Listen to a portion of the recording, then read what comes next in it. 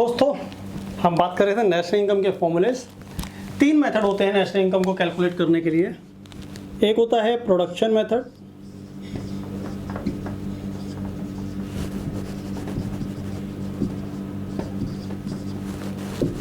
एक होता है इनकम मेथड,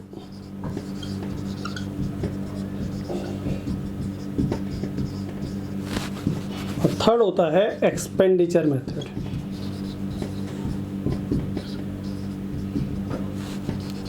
खास बात यह है कि जब भी आप नेशनल इनकम निकालेंगे तो तीनों मेथड से नेशनल इनकम सेम आएगी। प्रोडक्शन मेथड की बात करते हैं। एक देश में जितने भी गुड्स प्रोड्यूस होते हैं वो सारी प्रोडक्शन ले लो, जितने प्रोडक्शन है, चीनी मिल की सारी सेल उठा लो, कपड़ा मिल की सारी सेल उठा लो, जितनी इंडस्ट्रीज हैं सबकी सेल इकट्ठी कर ली, जितने का राशन बिका सबकी सेल इकट्ठी कर ली, A to Z। माइनस करेंगे इंटरमीडिएट गुड्स। अगर कपड़ा इंडस्ट्री ने कपास खरीदा है तो वो उसका इंटरमीडिएट गुड्स है। कपास बेचने वाले का प्रोडक्शन में काउंट हो गया, लेकिन वो इंटरमीडिएट होके माइनस हो जाएगा। बेसिकली क्या होता है कि अगर A फर्म है, B फर्म है, C फर्म है, किसान ने इसको 100 रुपये का माल बेचा, इसने उसको 200 का बनाया और इसको बेचा, तो इसकी परचेजिंग हो गई 200 की। इसने 500 का बनाया और इसको बेचा, और इसने 800 का करके उसको बेच दिया। अब प्रोडक्शन कितनी है? 8, 5, 13 और 2 1500। लेकिन एक्चुअल में जो इंक्रीमेंट हुआ है वो 100 रुपये का। यहाँ पे 200 से 500 यानी 300 रुपये का, और 500 से 800 यानी 300 रुपये का। जो लोगों की जेब में पैसा आया वो तो 3, 3, 6 और 1 700 रुपये आया। तो इसलिए प्रोडक्शन में से हम इंटरमीडिएट गुड्स यानी 500, 200 और 100 800 रुपये माइनस करते हैं, तो ये बन जाता है हमारा GDP MP।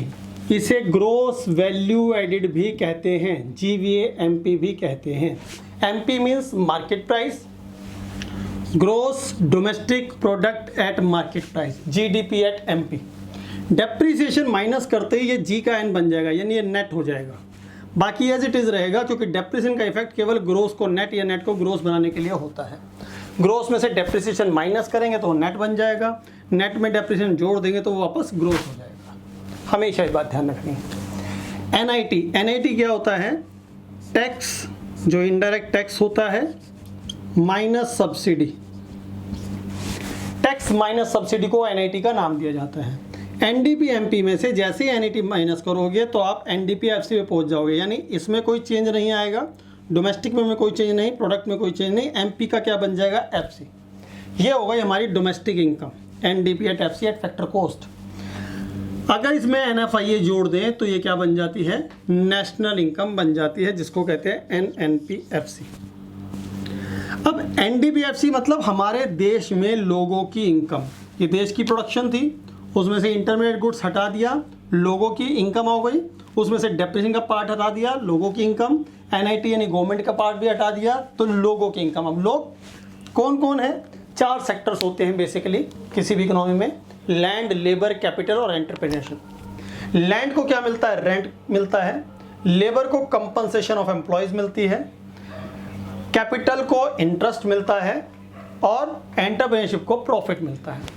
लेकिन हमारी कंट्री में बहुत सारे लोग ऐसे हैं जो अपनी ज़मीन पे खुद ही काम करते हैं, खुद ही अपना पैसा लगाते हैं, तो उसको बाइफरकेट करना मुश्किल होता है। तो हमारे यहाँ एक हेड और है, दैट इज़ मिक्स्ड इनकम। उन सब लोगों की इनकम, जैसे मेरी इनकम, किसी डॉक्टर की इनकम, जिसने डॉक्टर अपना पहले प्रेस्क्रिप्शन लिखता है, फिर वो दवाई बनाता है और अपने पेशेंट को दे देता है।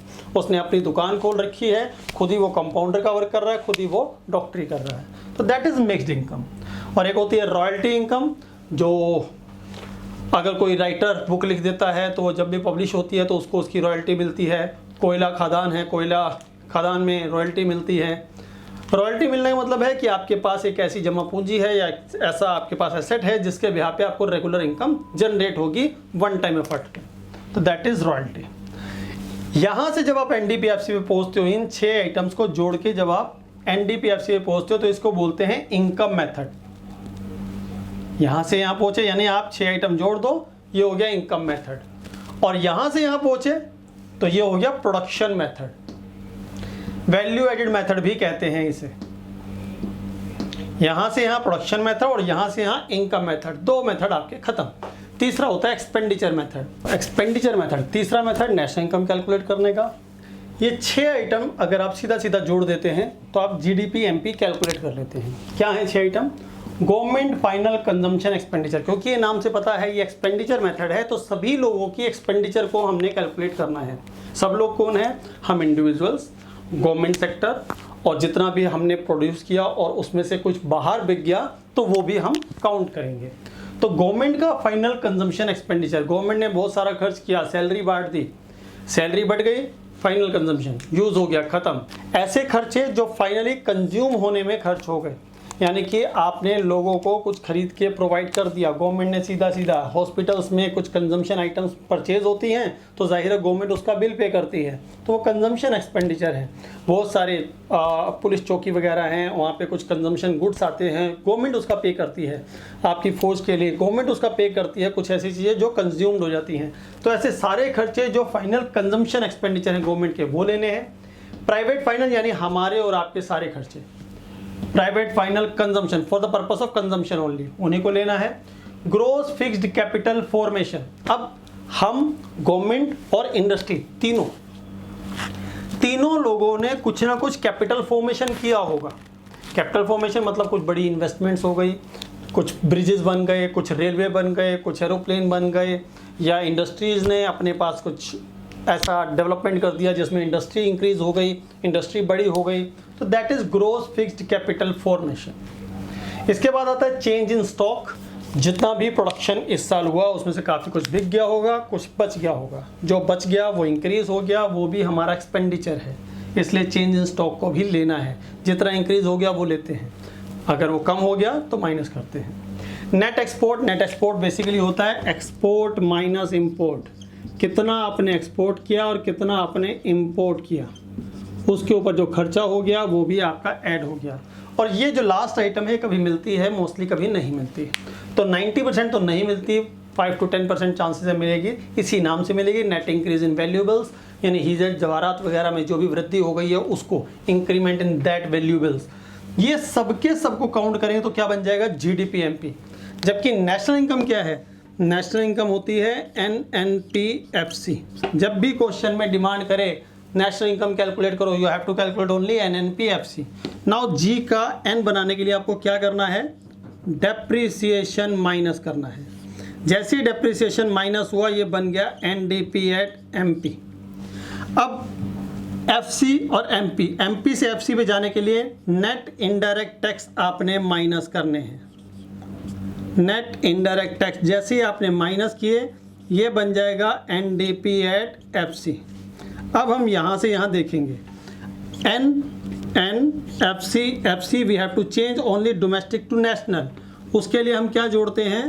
NFIA, net factor income from abroad.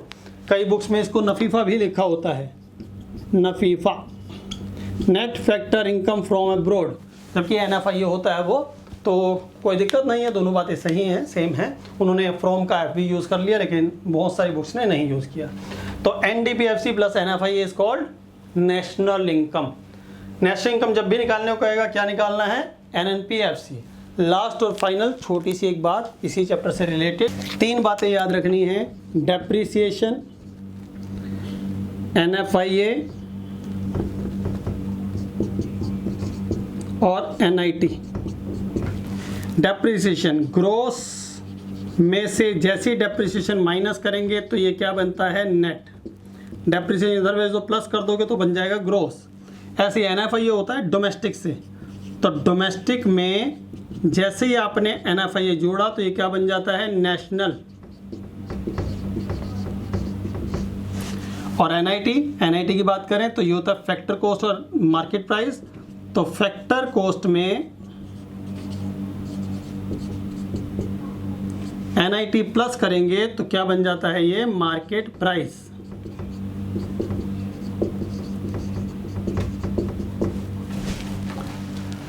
तो दोस्तों ये था नेशनल इनकम के 3 फॉर्मूलेस। आप इस वीडियो को 2 बार 3 बार देखें सो दैट हर एक वर्ड आपको क्लियर हो जाए।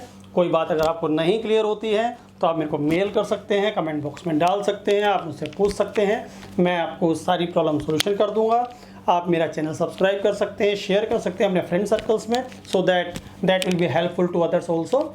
और आपको बहुत सारे वीडियोस मिलते हैं, मैं छोटे छोटे वीडियोस इसीलिए बनाता हूँ बार बार। मैं आपको हर वीडियोस में बताता हूँ कि मैं 10 मिनट 12 मिनट के ही वीडियोस बना रहा हूँ। क्यों बना रहा हूँ 10 मिनट 12 मिनट? ताकि आपका टाइम वेस्ट ना हो।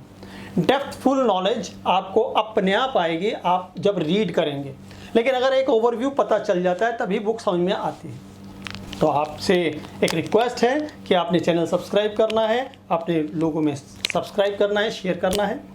नमस्कार दोस्तों, ये था हमारा नेशनल इनकम चैप्टर। अब इसके बाद अगली वीडियोस में आपके साथ मिलेंगे कुछ नए टॉपिक के साथ। धन्यवाद।